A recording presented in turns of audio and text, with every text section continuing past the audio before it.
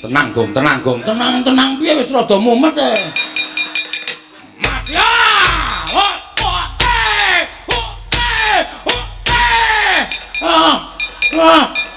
Trio. Hah?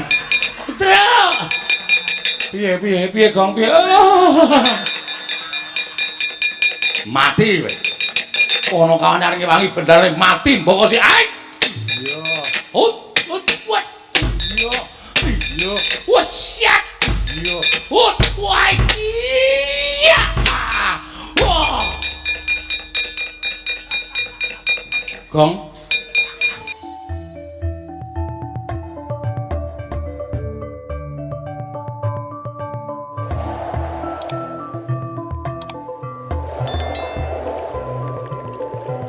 Nyuwun Agung. Muga ngayomana marang Projeng Maespati saisine. Patih Surata. Ayo ndadekake kaget sira Patih ingsun wiji mangarsama ning ngarsaning ingsun.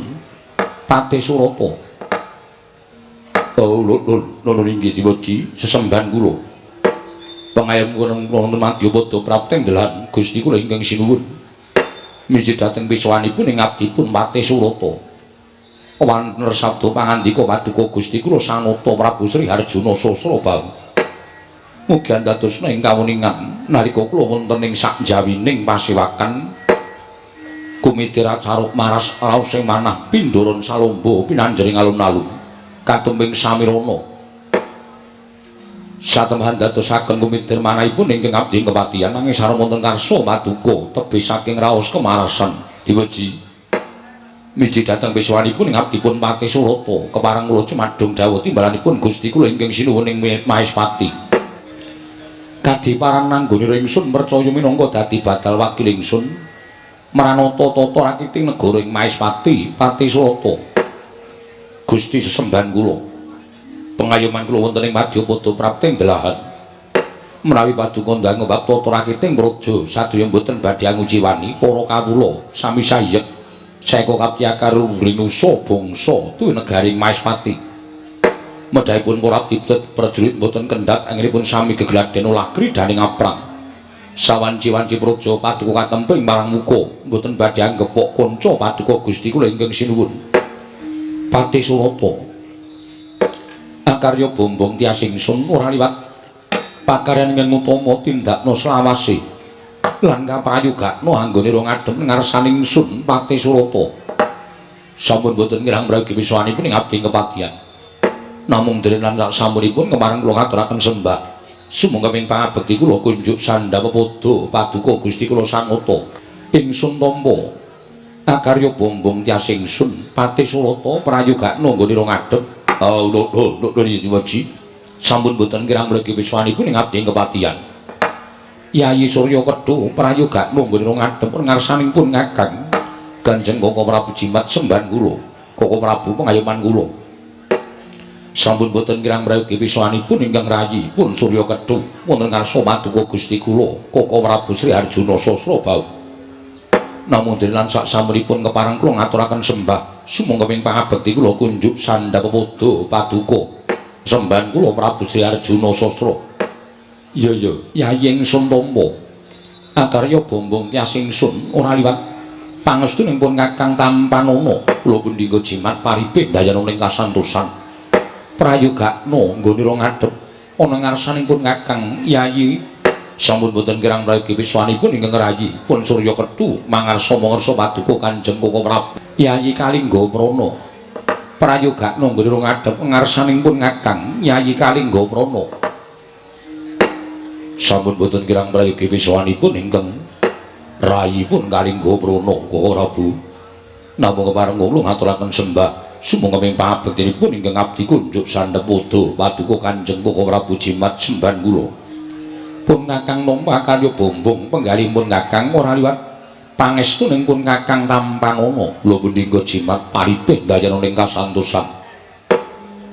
Kadangipun Kakang Yayi Surya Kedhu apa dene Kalingga Prana sartaning Patih Surata mesti waya karya kagiat penggalihing Yayi dene apa ta sababe dina samengko ndak piji ana ing kedhaton negara ing Maespati.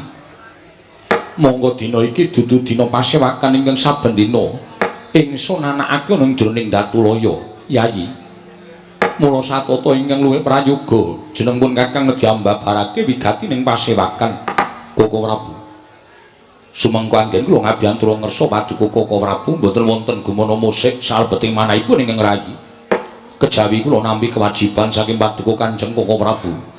Mugi keparengana handhawuhana supados ingkang rayi mlampahi ingkang tebih saha ambeta ingkang barang ingkang awrat senajan ingkang rayipun kalingga prana semantun ugi mboten wonten ingkang kula gegadhang kejawi namung midhangetaken sabda pangandika paduka Kanjeng Koko Prabu.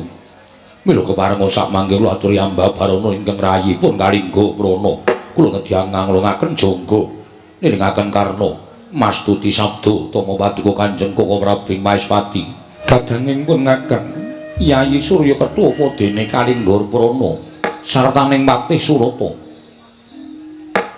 Jeneng ingsun nganake pepanggihaning para kadang Sentana Nayaka lan Punggawa Maespati sayekti ora ngrembug perkara negara Maespati. Jernyatane negara Maespati wis katon ayem tentrem nir ing sambikala.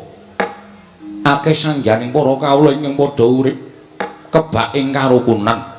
Ora ana ingkang padha regejegan satemah kawowohang ngangkat marang kalindraning ingsun Nalindra ing Maespati Prabu Sri Harjuna Sasrabau nggone wegi lan wasis kadang-kadangku mranata sagung para kawula sartane nindakake marang parentahing Nalindra.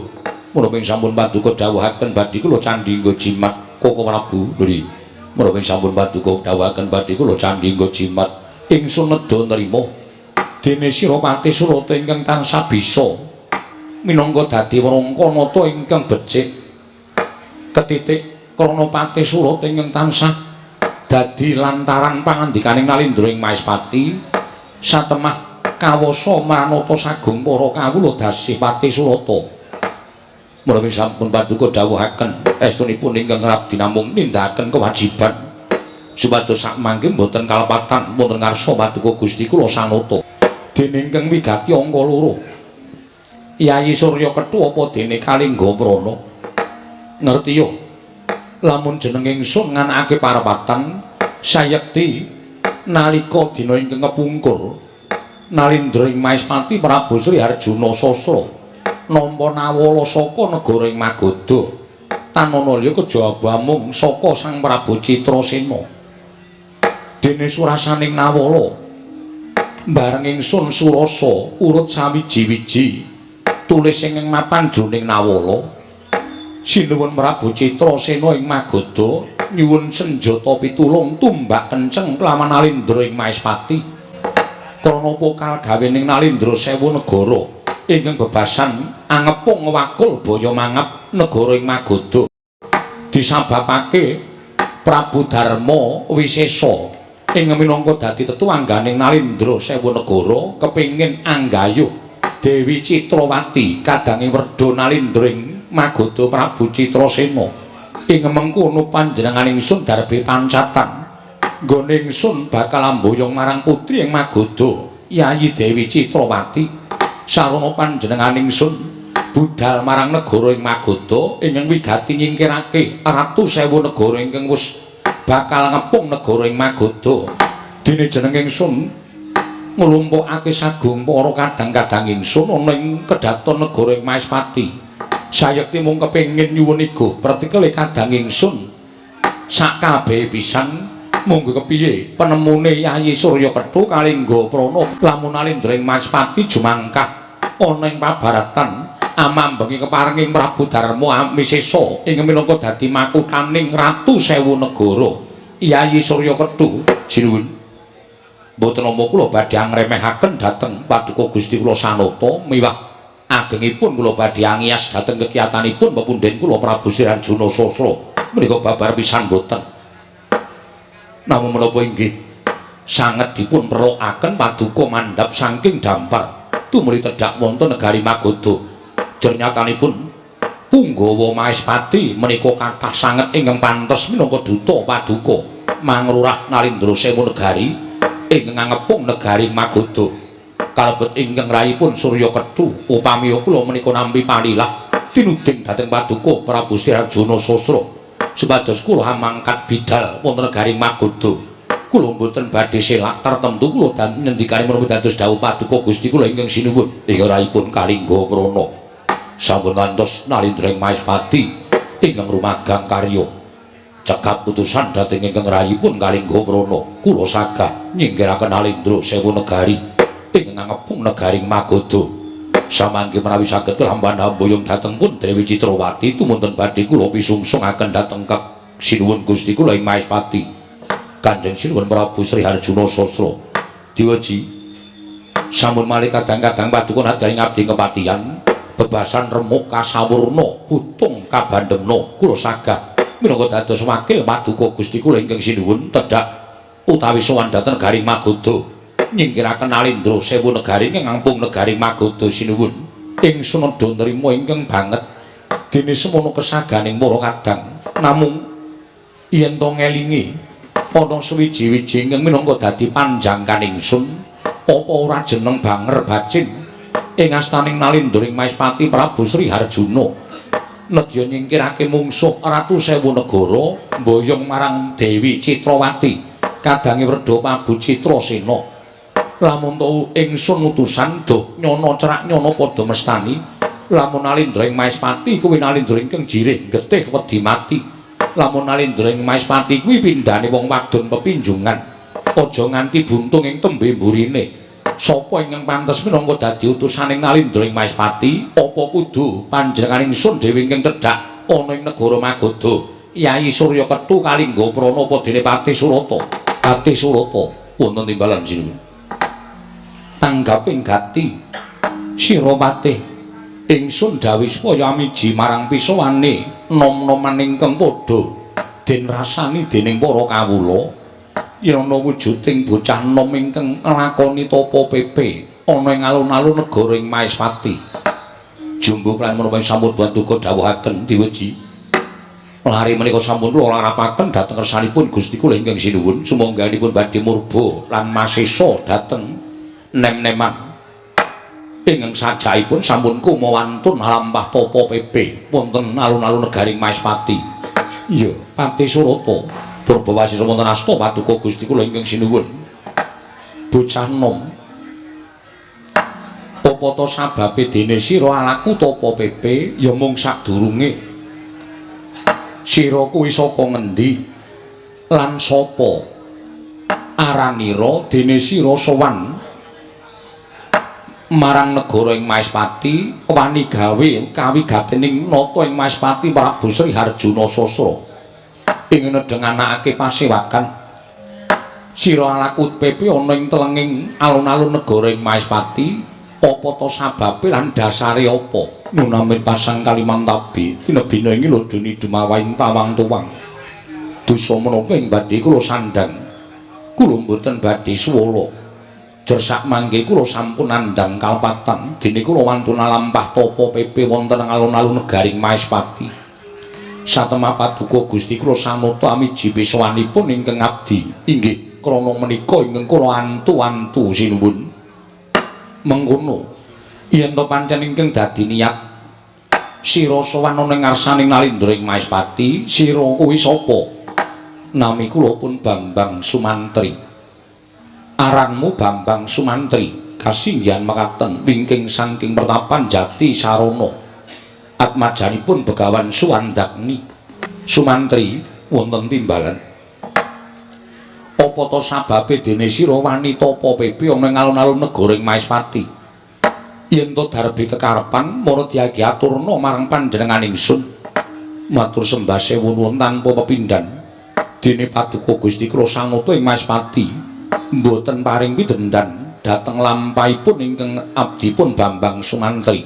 Sumantri wonten timbalan gage matura ingkang prasaja sesembahan kula Gusti kula sanata ing Maespati Prabu Sri Harjuna. Estunipun anggen kula bidhal saking pertapan Jati Sarana nalika semanten nuruti dhateng krenteking manahipun ing abdipun Bambang Sumantri ngawuningani negari Maespati ingkang kuncara hanjayeng bawana satemah sedaya sami ngraosi dhateng Kanalindran Paduka Gusti kula Sanata Prabu Sri Harjuna Sasrabau. Tumunten tuwuh ideping tekad kepengin sanget kula menika suwita wonten ngersa Paduka Gusti kula Sanata.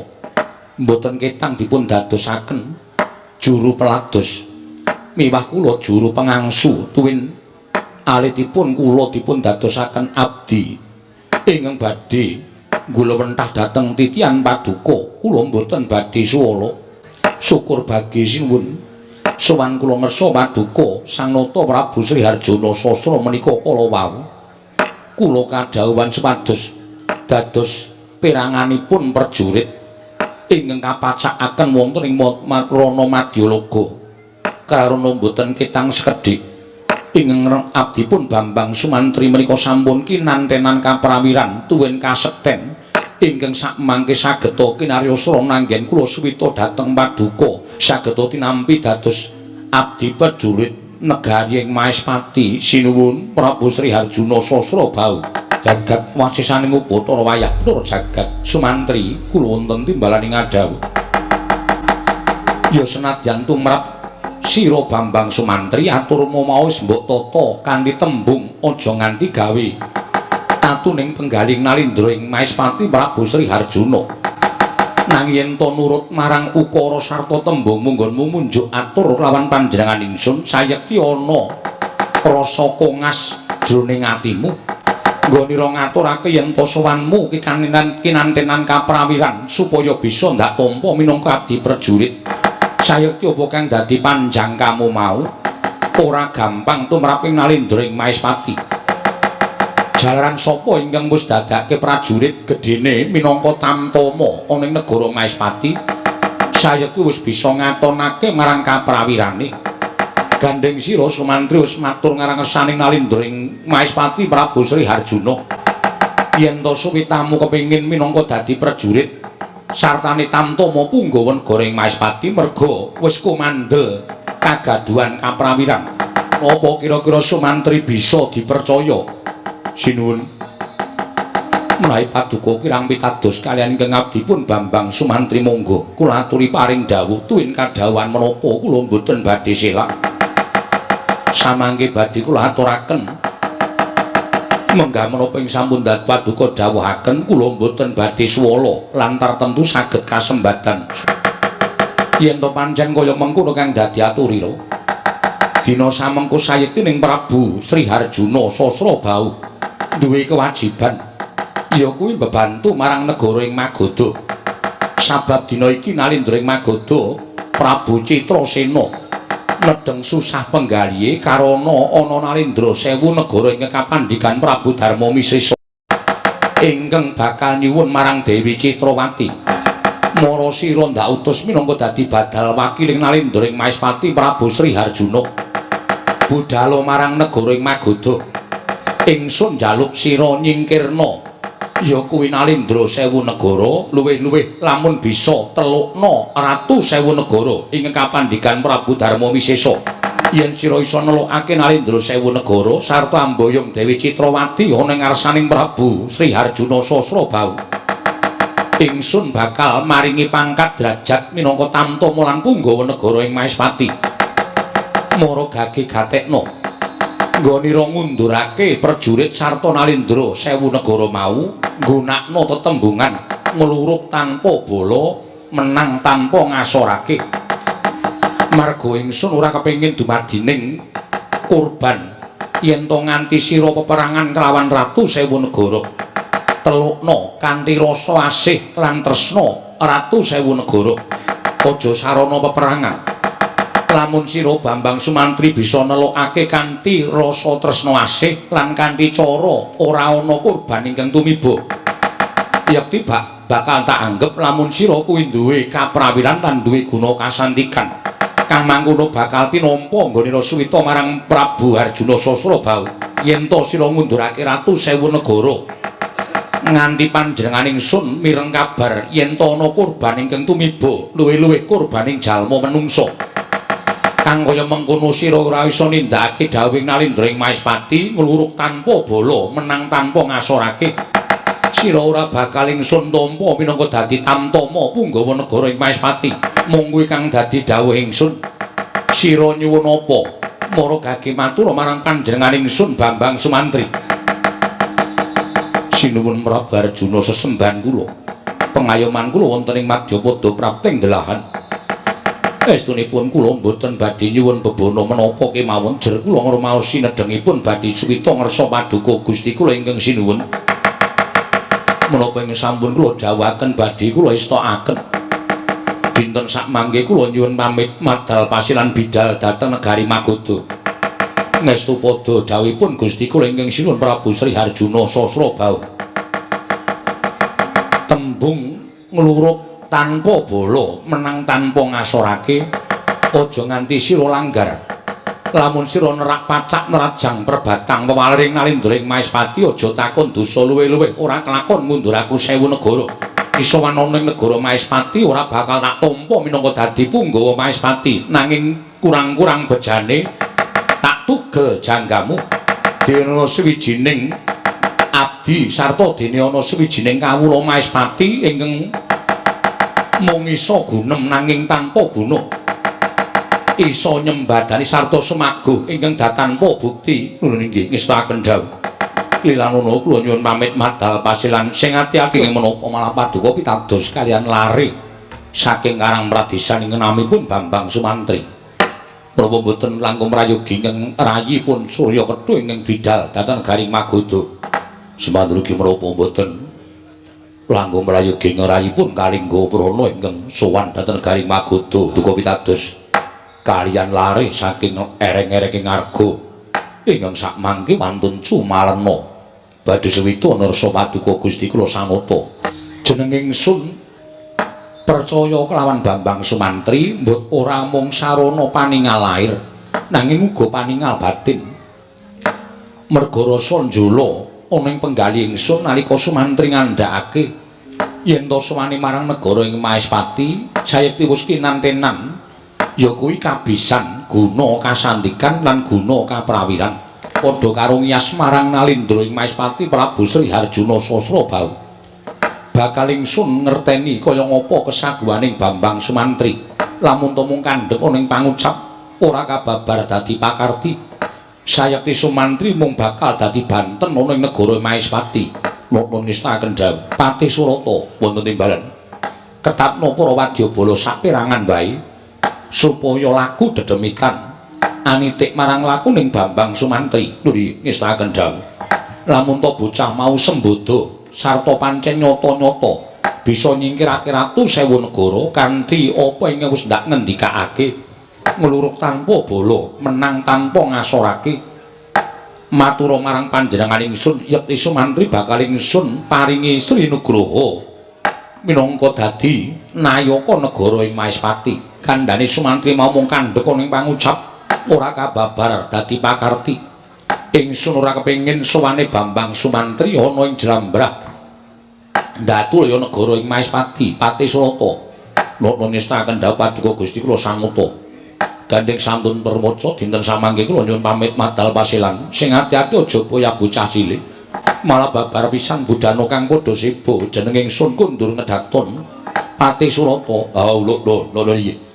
Ngestu padha dawuh paduka Gusti kula ing sinuwun pareng kula madal pasilan sing ati-ati aja kaya bocah cilik. Lilanana kula nyuwun pamit diweji. Iya Surya Kethu sing prayitna ngati-ati. Lilanana kula nyuwun pamit Kalingga Prana tantanen para kawula. Aja nganti ana telik Mangindrajala ing marajul seka Sela-selaning Garu. Satemah gawe geger kahananing kawula dasih. Prawi sampun paduka dawuhaken badhe kula candhi nggo jimat Kang Semar. Kula Ndara. Pripun? Le sampeyan nglakoni tapa pepe enten alun-alun negari Maespati. Wiwit saka Jati Sarana sampeyan anggenipun kepengin suwita ngersanipun sinuwun Prabu Sri Harjuna Sasra. Kula weruh saka kadohan sampeyan pun ditimbali kali Patih Maespati. Kula ajeng nyuwun dawuh. Pripun dipun tampi napa mboten, Den? Nalika semana aku tinimbalan dening Srinata ing Maespati Prabu Sri Harjuna Sasrabau nggih. Terus aku wis ngaturake apa kang dadi wigatine lan niatku nggone bakal suwita. Lan aku ngaturake marang kabisanku nggone olah kridaning ngayuda. Ngaturake marang kabisanku nggone wis sangu marang kasekten. Nanging Kanjeng Sinuwun Prabu Sri Harjuna Sasrabau tumuli paring kewajiban karo aku. Yen aku bisa nglakoni bakal tinampa minangka nayaka ing Maespati, nanging yen to gagal wigar aku bakal ditugel guluku ning negara Maespati. Kula rampun matur Tandara. Suwita Nalendra menika mboten gampang. Wedaling atur sampeyan menika kudu nganggo ukara sing ditata, aja nganti nyocok penggalihe panjenengane. Sampeyan ngaturake bab kabisan olah kridaning ayuda ya kasekten sampeyan. Teng ngarepe ratu kok sampeyan pamer kasekten niku pripun? Mula ya ora aneh tumuli Sinuwun Prabu Sri Harjuna paring kewajiban karo sampeyan. Niku merga sampeyan wis pamer kabisan ngersaning Sinuwun Prabu Sri Harjuna. Aja kesusu. Mula sabab atur sampeyan sing kados mengaten menika kala wau menika mangke manah pandhakwanipun Sinuwun Prabu Sri Harjuna. Panjenengan sinengguh wong sing seneng pamer. Apa-apa niku supaya dingerteni kabisane, kepinterane menika anut wanci, anut lelabuhan. Mboten kok terus pamer kula iso niki, kula iso kaya ngeten, kula iso kaya ngono. Nek urung dibuktekke sapa wonge sing ajeng percaya. Iya, Kakang Semar. Terus pripun? Aku ki nek nyingkirake wadya 1000 negara ingkang ngepung negara ing Magoda. Nanging welinging Sri Harjuna Sasrabau sangata ing Maespati. Bebasane ngluruh tanpa bala, menang tanpa ngasorake. Bambang Sumantri kadhawan ngundurake wadyabala 1000 negara, nanging siji wae aja nganti ana ingkang dadi banten. Wit saka kedaton nganti tekan kene. Ndak olak-alik rasaku apa ana ing atase wong perang tanpa nganakake bebanten. Monggo utamaning wong perang mono petungane mung siji mati, loro mukti. Apa ya kelakon aku nyingkirake wadyabala 1000 negara mongko tanpa memateni siji wae. Iku ingkang dak petung abot. Lah niku ketoke ming seklimah ngendikaning Sinuwun Prabu Sri Harjuna Sasrabau, ning nek tumrap sampeyan sing ajiwa satriya niku angel digayuh. Mluruk tanpa bala, menang tanpa ngasorake. Niku tembung ketoke ming sepele nek dilakoni pancen angel. Ngono. Padha karo jajan ora mbayar ya, Tru. Heeh. Kuwi jenenge utang. Ha iya. Bener kok. Nek ya tembunge Sinuwun Prabu Sri Harjuna Sasrabau ya jero banget, jero. Mula Ndara Sumantri mula bingung penggalihe. Aku kudu kepiye, Kakang? Yen to kateman aku ora bisa ngundurake Nalendra 1000 negara baliku marang Maespati. Mesti nandhang sastra wirang gedhe-gedhene aku bakal ditugel gulune dening Prabu Sri Harjuna Sasrabau. Mula Kakang ndak rewangi utawa ndak suwun rewang nglawan Bambang Sumantri ngiguhke perkara iki. Kakang Semar adiku lanang nusul, Kakang. Ndara Suka Sarana. Wah, pancen bocah ora iso ditelake. Wo, Ndara Suka Sarana nusul, Tru. Heeh. Tuyule nusul, Tru. Gong, iki arep kaya ngene iki adine Ndara Sumantri. Mireng Ndara Sumantri panah ndasmu. Nek iki adine kok tuyul. Bae baguse kaya ngene kok tuyul. Petruk ngece aku kowe. Lho to ya malah dikira ngece ora. Kadangku Yayi. Adiku diadiku wong bagus suka srana padha raja sapraptamu Yayi. Pangestune Kakang Ati seslamet aku ya Kang. Aku ngaturake sembahku kekatur. Ya tak tampa cah bagus. Kena ngapa kowe nusul karo aku? Kowe kok ngono to, Kang? Kowe nalika semono aku mbok teturu, mbok elus-elus bathukku nganti aku turu. Bareng aku nglilir aku tangi Kakang Ati ora ana, Kakang Ati ninggal aku. Jare Kakang Ati budal ning Mayospati arep suwita Prabu Sri Ndang Mulya Sri. Malah lagu. Sri Arjuna Sasrabau. Sri Arjuna Sasrabau. Mula aku terus nusul mrene Kakang Ati kowe ora tresna karo aku. Monggo aku tresna karo kowe lho Kakang Ati, lha kok dadi kowe ora sayang karo aku. Sukasrana, aku tresna karo kowe, Di. Ya mung aja nganti ngribeti lakune kadangmu.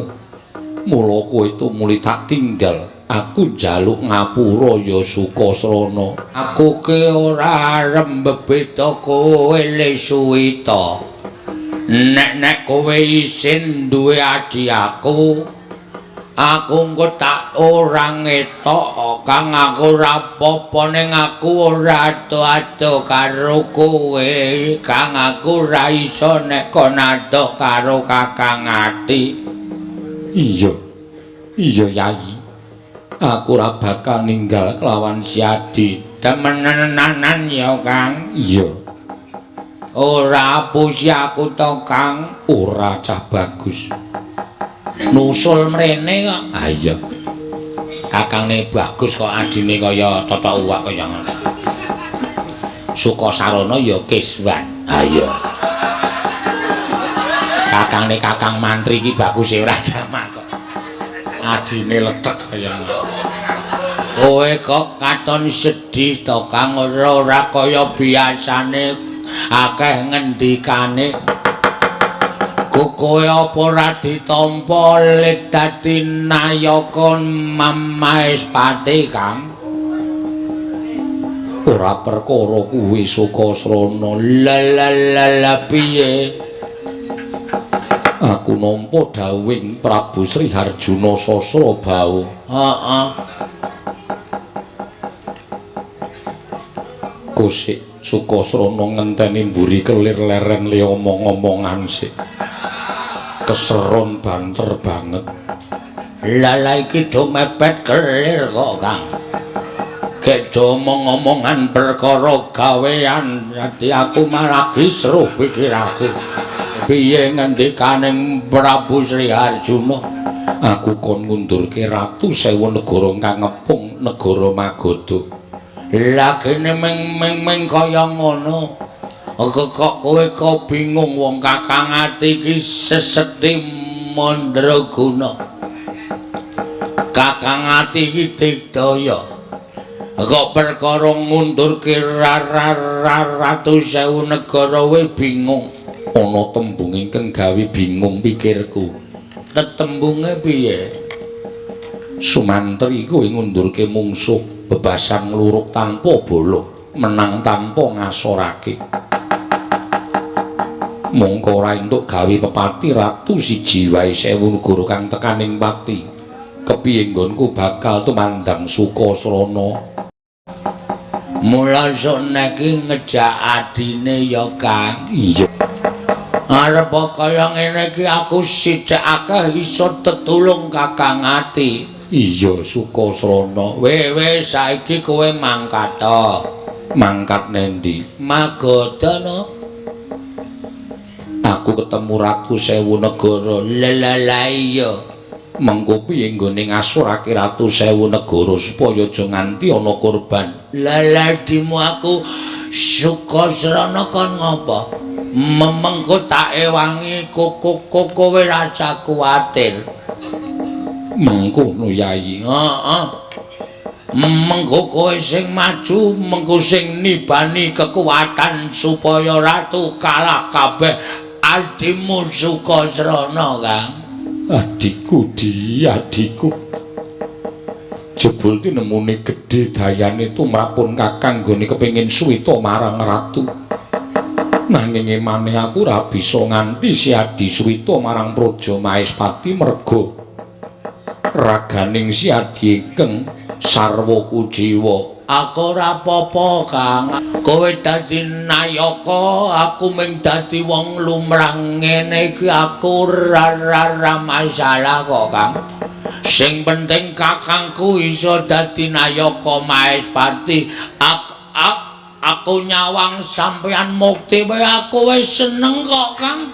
Ora ana lho buta apike kaya ngene. Kakane pengen dadi nayaka Maespati, dheweke ora iso dadi nayaka Maespati mung cukup nyawang rasane wis seneng, ning mung siji syaraté aja nganti ditinggal. Terus aku aja tak tinggal ya. Ora. Yen ngono aku tak mangket ning Magoda. Aku ngawat-awati kowe saka Dirgantara ya, Kang. Engko nek ana apa-apa mbatina aku teko wis aku teko, Kang, ngewangi kowe. Iya, duh cilaka iki, Tru. Wonten dawuh, Dara. Engko kowe sing ngajani Kakang Ati ninggal aku ada. Kowe sing ngajani soale aku ngerti sipate wong matane kira kuwi. Lho Semar Endo masalah lunga sikik. Mboten nggih, sumpah mboten. Mripat wira kompak kok. Apa meneh atimu kon kompak karo cangkemmu. Nek nganti ngajari Kakang Ati ninggal aku titenono wak cokot. Waduh. Mboten. Sapa sing ngajani? Sing bisik-bisik wau Petro. Ana kowe minggat Petro kon maju. Gareng yo isa-isane nibake perkara ning aku to ya. Petro kok kowe sing ngajani Kakang Ati. Mboten, malah kula wau ngelingke Kakang Ati. Kakang Ati ndasmu jeblok kuwi. Sing entuk nyeluk Kakang Ati ki mung aku, kowe aja melu Kakang Ati. Anu Ndara Sumantri. Kula wau den mesakake ngrayi. Terus Ndara Sumantri, Petro, aku kudu tega karo adiku yen ora ngono ora bakal ditampa dadi nayaka Maespati. Yakin sumpah. Kowe wani sumpah? Wani. Nek nganti ngapusi kowe kere selawase urip. Ora sah sumpahe wis kere. Kok dadak kere selawase urip ora. Nan la sing aja-aja sapa Sing boten seneng kali sampean niku. Mboten seneng karo sampean. Engkon maju rene. Gong, Timbali Ndara. Kang apa? Untuk sangu. Gareng entuk sangu, aku entuk sangu kali kowe. Piye, Mas? Mbok cangkeme iki basa. Apik aku karo kowe. Kok kon basa, apik aku dengkulmu melacat. Arep apik kowe kon nyepatani bisu selawase urip. Sing apik nek omong. Sampeyan iku ketok elek nek omong nyata. Nyemlangi ora.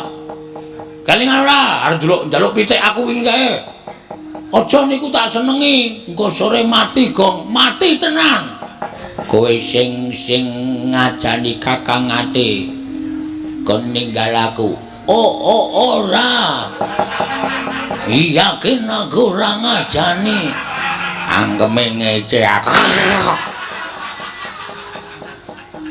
Kejem tenan iki. Potol. Ponokawan nang anggere mengko ngajani Kakang Ati titenono. Kokonangan aku tak sepatani kabeh ora iso tetembangan. Aduh. Titenono wis kono nusula gareng karo Petro. Aku sing tak curigai kowe sing tersangkane. Tunggu pembalasanku. Kirei ngece kowe ya. Ndara Suwandak niki kagungan putra kowe kok aneh-aneh sing siji bagus ora jaman sing siji kaya ngene. Ane kowe ya wis pesti kok. ora rasane aku ndandang kono kowe minggat kono aku tak nusul Kakang Ati ge. Ku anggere akon Kakang Ati ninggal aku titenono. Kang Ati kakangku sing tetak tresnani aku ning Dirgandara ya Kang nek ana apa-apa batina jenenge adimu Susuka Sarana gawe kaget durung nganti panjenengan ingsun medhar pangandikan lah kok ana sawijining nom-noman ingkang sowan ning negara Magoda bocah nom padha kandhatu sapraptanira ana ngarsaning ingsun lan kowe kuwi sapa dene tanpa tinimbalan wani munggah ning datul ya negara Magoda nunamin pasang Kalimantabi pinebine kula dene dumawahing tawang tuwang sinuwun menawi paduka ndangu kaliyan kula menika wingking saking pertapan Jati Sarana ingkang sudi mestani dhateng kula pun Bambang Sumantri wondene sowan kula menika dados pengawakaning Nalindraing Maespati Prabu Sri Harjuna Sasrabau lho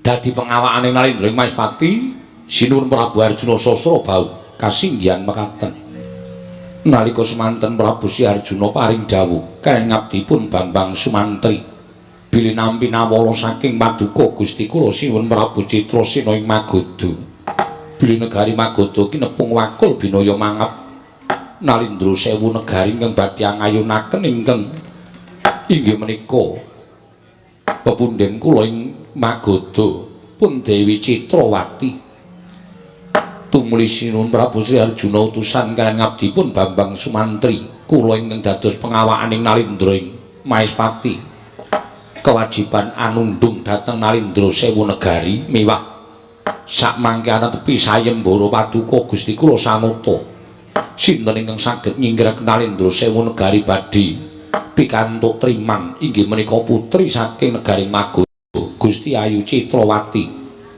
tumunten kula istakaken dinten sakmangke kula sampun pepanggihan kaliyan paduka sinuwun Prabu Citrasena kula ingkang badhe nyinggiraken Nalindra sewu negari ingkang ngepung negari Magoda namung kemawon langkung prayogi menawi kula nyuwun dipalilah paduka sinuwun Prabu Citrasena ing Magoda Gusti kula sinuwun Prabu Citrasena jagat Dewa Bathara Sumantri wonten timbalan ing ngadhau selagine akeh para Nalindra ingkang padha ngleboni sayembara wae ora keduga mingkirake Ratu Sewu Negara para satru ingkang kondhang sekti kalintang jayaning perang kabeh gagar wigar tanantuk karya dewa dene Sirasa Malana ngatonake kesaguhanmu minangka wakiling Prabu Sri Harjuna Sasra Sumantri Patembaya ing Magoda ora pilih-pilih sapa ingkang nyingkirake Ratu Sewu Negara keduga mboyong lawan Mbak Yuku Kakang Mbok Ayu Citrawati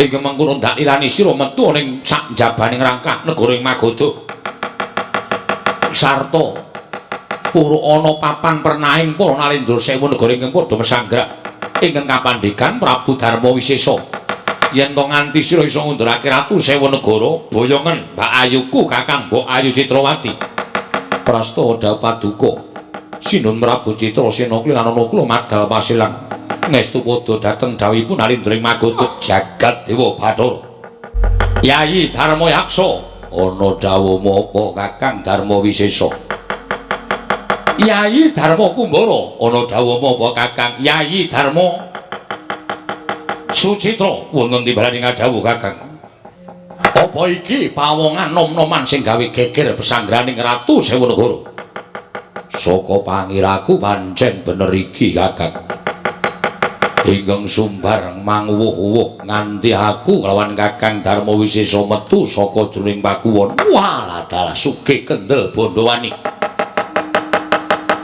mancing ana ing pesanggraning para Nalindra Sewu Negara kowe sapa takon karo aku utusaning Nalindraing Maespati aku Bambang Sumantri loro bagus wah wong bagus-bagus yang maneh ditutke kirik telu darani kirik neng meneng wae kletake dase menungso e kirik lho iso omong le terwelu lho iso omong sapa jeneng takon karo aku. Abdining Ndara Bambang Sumantri, Nala Gareng. Nala Gareng, Bambang Gareng. Bambang Gareng. Oh iya no abdine nganggo Bambang. Sing dhuwur sapa? Bambang Petruk. Bambang Petruk. Iya, abdine Ndara Sumantri. Sing muridé sapa? Joko Bagong. Kok beda dhewe to, Gong? Aku ora tau seneng padha. Bedani lho, Bambang. Mo kabeh nganggo Pak Bambang tuku gedang. Amo. Ya wis sakarepmu Bagong. Prabu Darma Wisesa. Niatku pancen wis gembleng, nggonku bakal nyingkirake Ratu Sewu Negara aja ngangsi gawe geger kahanan negara Magoda. Mula Kang Sangka kuwi mumpung durung tekaning pati salah sawijining Ratu Sewu Negara. Padha mundura. Aja ngayonake marang Gusti Ayu Dewi Citrawati bakal binoyong Bambang Sumantri ana negara ing Mahespati. Sumuk nyawamu kowe wani nantang karo Nalendra Sewu Negara. Seminggira Kakang sepira kekuwatane Bambang Sumantri mesti dadi sen-sening wadukku. Hak tadah kala mangsa ora sakakan gunem tanpa gunayu kaya aku sing bakal tekaning pati. Kula terus mingkah Koko Prabu bali kula ajar Bambang Sumantri mergo saking ukae kok Den. Nek kekuwatane terus menang sampean. Wong nyatane ratu sing sepisan wau mangantem sgon sirah. Plotrak. Kula krungu saking ngriki. Iya Petruk. Candak sirahe jebleske lemah. Tuwus. Semaput dadi royongan. Niku kekuwatane terus menang sampean. Ning perkara kae.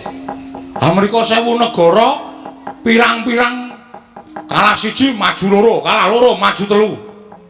Petruk, Nun. Mbok nek ngerti bendarane ngene iki diwangi. Nek ndi Reng, lho aku ki abdi setiae. Tonton kekuatanku. Nek mati lho Reng. Mati kok wis.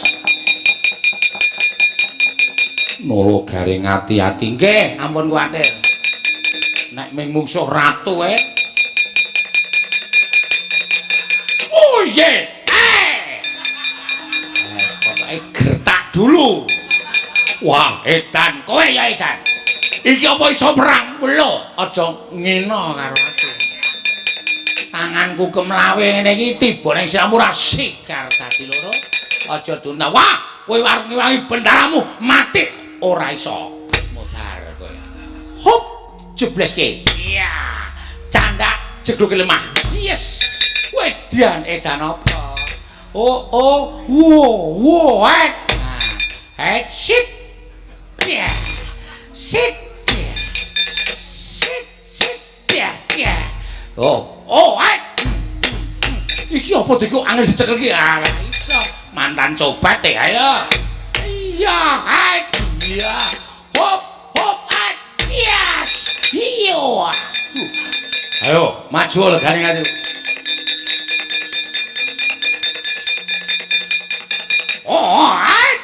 Ya. Candak sejuluke cek mati dereng aku kowe. Ampuh to ndasku. Tak kira watu cengelmu kowe. Kowe kok. Aduh adeng. Aja mlayu. Waduh. Iya. Kowe lah andang lemu. Iki adine. Wah, tak kira nek andang lemu.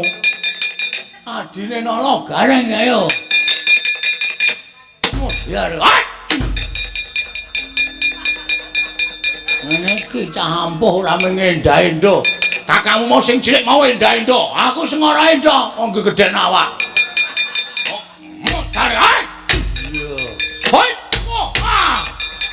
Edian ganteng mempengani. Terus le, wah aku seneng delok. Modar. Wait, ayo. What? Loh. Tenang, Gong. Tenang piye wis rada mumet e. Mas ya.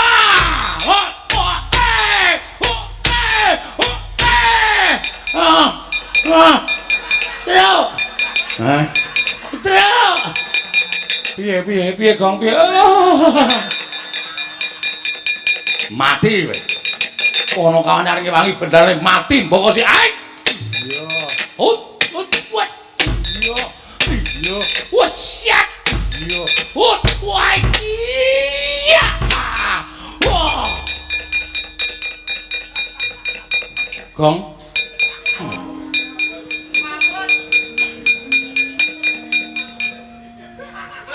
Gong ora ambegan. Gong. Mau nek ora kuat awake iki rasa gelo to, Le. Kowe kenapa, Gong? Kok ora ambegan? Tak juga kesegaya, Gong. Heeh. Oh. Perang karo madang iki mumet to. Ning karo tangi, karo tangi. Kowe jan glenen tenan oke tenan.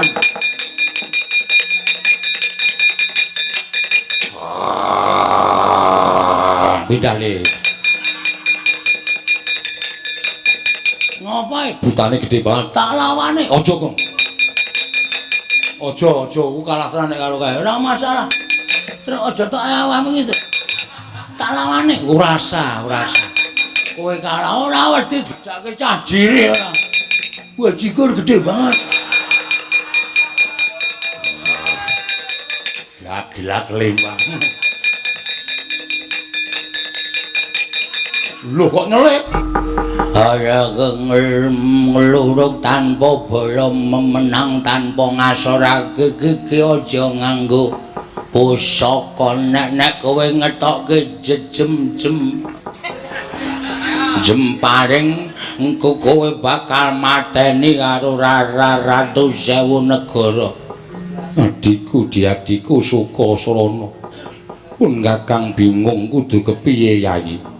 Kowe ra wis tak kandhani to nek kowe bingung kowe mbatina aku. Lala kowe kok ora mbatin aku kok kowe arep nglimpekke aku meneh ya Kang. Ora Yayi ya mung pun Kakang lali. Kowe rasa bingung kok kowe ngadeka ning kene wae. Mengko sing nibake daya kemandan aku. Ratu Sewu Negara kae do tak gawene lumpuh mergo saka adimu. Kuwi tenan cah bagus. Iya Kang, masa aku menipu? Menipu ki apa? Masa aku ngapusi karo kowe ora Kang? Aku gak ngapusi. Iya, terus kepiye? Aku tak ndelik nang mburimu. Kok kowe rasa wedi mati aku iki dayane apa? Waduh aku dadi otot bebayuku kaya ilang. Ngobahke sikil wae ora iso iki kaya kena apa Kang. Waduh mati aku. Mati aku lak kok dadi sikilku lumpuh kaya ngene iki piye mati tenan aku. Waduh Sumantri aja pasang warat. Aku kok dadi kaya ngene iki piye Sumantri? Weh lah kok ngampuh tenan kok. Ah, sama iso doteng klumbrek. Bojone dhewe digawe ngono wae apa terus? Ha iya, kowe teluk apa ora? Kowe ora ngaku kalah karo Bambang Sumantri aja takon dosa ora tak gawe. Sedhi longgonmu nandhang lumpuh nanging selawase urip. Wis ora ana gunane lehmu dadi Nalendra. Waduh, Bambang Sumantri aja aku nyuwun pangapura. Aku ngaku kalah. Yo, aku ngaku kalah ya. Aku yo ngaku kalah. Prabu Darma Wisesa sakwadya balane ngaku kalah. Sepisan kula mboten badhe wantun ngaran Raden Sumantri. Angka kalih kula ngaturaken tandha yektos menawi kula kawon. Inggih Raden, kula iki nandhang teluk kalian panjenengan. Kula ngaturaken putri Damas cacah 800. Mugi samangke kula aturi mboyong. Lan dados kukupanipun Raden Sumantri nggih Bambang Sumantri. Iso tak cekel ingkang dadi gunemamu Prabu Darma Wisesa. Mboten sabab saking menapa nyatanipun kula sampun matur bilih kula sampun tobat nandhapun Raden Sumantri. Yen pancen kowe wis nandhang tobat sapirangan wadya balamu Ratu Sewu Negara kon lunga saka negara Magoda bali marang papane dhewe-dhewe. dene pandhiganing Ratu Sewanegara Prabu Darma Wisesa ndak kanthi sowan marang ngersaning Prabu Citrasena matura yen pancen kowe wis kalah karo Bambang Sumantri kanthi mengkono ana seksine Prabu Citrasena ngerti lamun Ratu Sewanegara wis bisa dikalahake dening Bambang Sumantri iye iku Prabu Darma Wisesa ing ndak kanthi munggah ngersaning Sang Prabu Citrasena munjuk atur lamun kowe wis kalah karo Bambang Sumantri. Iye, ngestaken dawuh. Malah samangke kula ugi badhe nglarapaken pandheganing Putri Domas cacah 800. Inggih menika pun kadang kula Yayi Dewi Darmawati. Samangke badhe ngirit Putri Domas. Sedaya badhe suwita dan manut dhateng pangrehipun Sang Sumantri. Iya, Prabu Darma Wisesa. Ayo ndak kanthi munggah ning Datur ya negara Magoda suwan Sang Prabu Citrasena. Monggo Raden. Lala aku seneng, Ndra. Aku seneng pakaryane kakangku Kakang Ati wis bisa paripurna. Nek mboten saking sampeyan mboten bisa paripurna. Untuk kok duwe adi kaya sampeyan. Aku ki sayang karo Kakang Ati, Ndra. Nggih. Kula yo nekseni kok. Panjenengan saniki ndelik riyin Kang Raka men sowan sinuwun Magoda mengko iso ngukup Putri Domas kalih Boyong Dewi Citrawati sampeyan aja ngetok-ngetok mengundang Kang Raka gagol atine. Lah iya aku tak ndelik ya, Tru. Nggih. Sampeyan butuh duit mboten? Piye? Sampeyan duwe duit mboten? Kula nyilih sik. Mungkin nek pun Kang Raka pun sukses kula tembungke kula balekke. Kok aku wis ra percaya karo cangkemmu. Ya pun ndelik rika. Ya aku titip Kakang Ati ya, Tru. Nggih, kula awat-awatani Bambang Sumantri wonten timbalaning dawuh sinuwun. Ature patih ingkang kunjuk kelawan Alendra ing Magoda lamun sira Bambang Sumantri bisa ngasorake Wadyabala Sewanegara. Menika ingkang dados bukti Prabu Darma Wisesa ingkang sampun kula beta mangarsa mangersanipun Prabu Citrasena. Nggih, sinuwun. Sepinten kalepatanipun ingkang abdi pun Darma Wisesa kula nyuwun pangapunten. Kula sampun ngakeni bilih kula menika kawon kaliyan Bambang Sumantri. Mila samangke kula badhe ngaturaken inggih menika tandha anggen kula sampun kawon kaliyan Bambang Sumantri tumunten Raden Sumantri. Kula caosi inggih menika bebingah wujudipun Putri Domas cacah 800 ing kapandhikan rayi kula pun Darmawati. Iya, sinuwun. Ora dadi ngopo. Lan gandeng sira wis kalah kelawan Bambang Sumantri ndak jaluk enggal ninggalake negara Magoda. Supaya negara Magoda katon ayem, tentrem, ora padha kuwatir sangganing para kawula negara Magoda. Iya, ngestaken dawuh. Namung semantena kula ugi badhe anagih dhateng menapa ing sampun paduka ngendikaaken menawi kula saged ngunduraken Alendra Sewanegari saking negari Magoda kula kedah amboyong dhateng ingkang Mbakyu inggih menika pun Gusti kula Gusti Ayu inggih menika Citrawati sinuwun kados pundi menggah pangandika paduka ingkang sampun kampireng dening jagat menika diweji Kakang Mbok Ayu. Ana dawuh mapa Yayi? Jumbo kelan menapa ing sampun kula aturaken dinten sakmangke sampun boten saged selak malih. Bilih Kakang Mbok Ayu badhe kaboyong sowan dhateng negaring Maespati kinersakaken Alendra ing Maespati Prabu Sri Harjuna Sasra. Ora bakal gawe tetel kan Alendraning adhiku Prabu Citrasena. Apa ing wis didhawuhake dening Yayi Prabu Mbakyu mung sak derma ndederek Yayi Prabu. Walah dalah menawi ngaten. Samangke paduka Kakang Mbok Ayu Citrawati kula aturi nderek tindhaipun Bambang Sumantri. Kaboyong dhateng negaring Maespati. Yen to pancen mengkono aku ya mung saguh. Ya mung muga-muga sapungkurku saka negara ing Magoda Yayi Prabu enggal entuk tetimbangan ya Yayi Prabu. Mangke menawi Raden Sumantri menika sampun boten ginakaken Putri Domas ingkang cacah 800. Samangke kula badhe palakrama anut dawuhipun Kakang Mbok Ayu Citrawati. Banget ndadekake bombong atiku. Ingkang mengkono aku nyuwun pamit Yayi Prabu. Sembah kula ngendharaken Jengkar Paduka. Ayo derekno aku. Prapta ana ing negara Maespati Sumantri. Sewawi Gusti ayu kula dherekaken. Sumantri kula wonten paring adhawu. Kepiye munggo ngene bakal lumaku saka ing Magoda tekaning Maespati Gusti ayu. Kula sampun kaparingan triman wujud rata saking ingkang rayi Prabu Citrasena. Mila dinten sak mangke monggo keparenga manpan wonten ing pakedonganing rata kula ingkang badhe angusiri lampahing rata prapting negaring Maespati.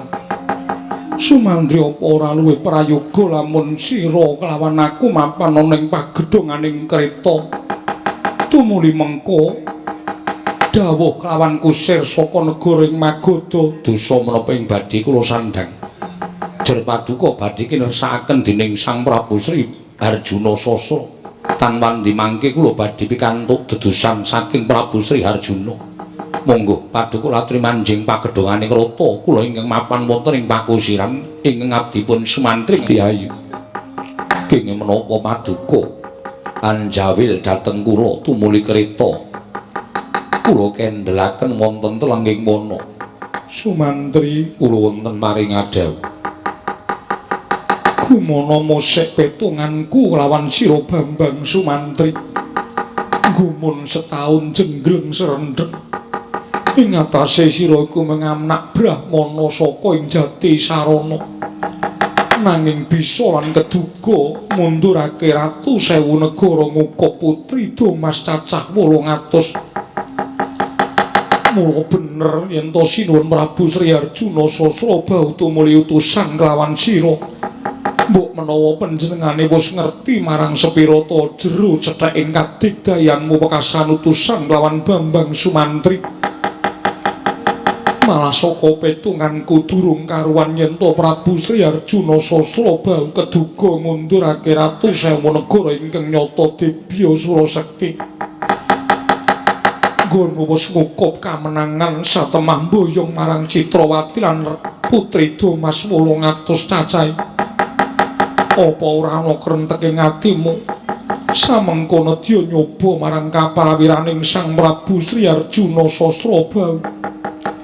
Sabab wong kang jajal marang katrimaning urip kuwi diwajibke dening panguwasaning dat kang murwengdet. Apa ora jeneng saya Kuncara?